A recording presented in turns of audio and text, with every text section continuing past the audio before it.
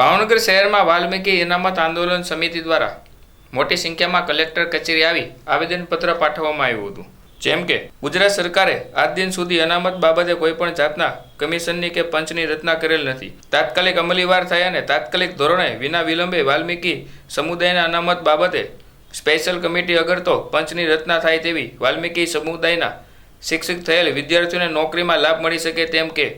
હાલના સમયમાં વાલ્મીકી સમુદાય ગુજરાત સરકાર દ્વારા કોઈ અનામતનો લાભ આપવામાં આવેલ નથી કે મળતો પણ નથી અને અનામતનો કોઈ પણ જાતનો લાભ મળતો નથી। તો ગુજરાત રાજ્ય સરકાર દ્વારા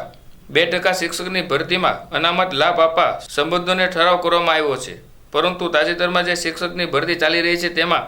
અમુની વાલ્મીકી સમાજને 2%નો અનામતનો લાભ મળતો નથી। તે 2%નો લાભ મળે તેને લઈને ભાવનગર શહેરના તમામ વાલ્મીકી સમાજના લોકો ભાઈઓ તથા બહેનો એકઠા થઈને કલેક્ટર કચેરી આવી આવેદનપત્ર પાઠવવામાં આવ્યું હતું।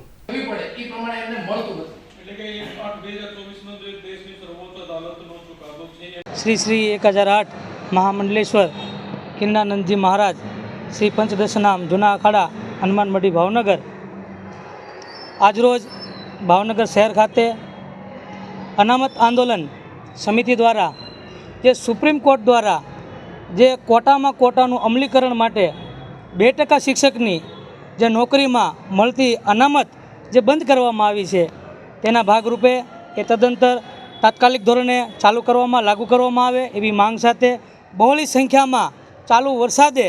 पोतानो रोजगार छोड़ी अने भाईओ बहनों युवाओं बाळको एकठा थई अने कलेक्टरश्रीने शिस्तबद्ध रीते शांतिपूर्वक एक आवेदनपत्र देवामां आव्युं छे अने 30 दिवसनी अंदर जो आनो जवाब न आवे तो आना पर अमे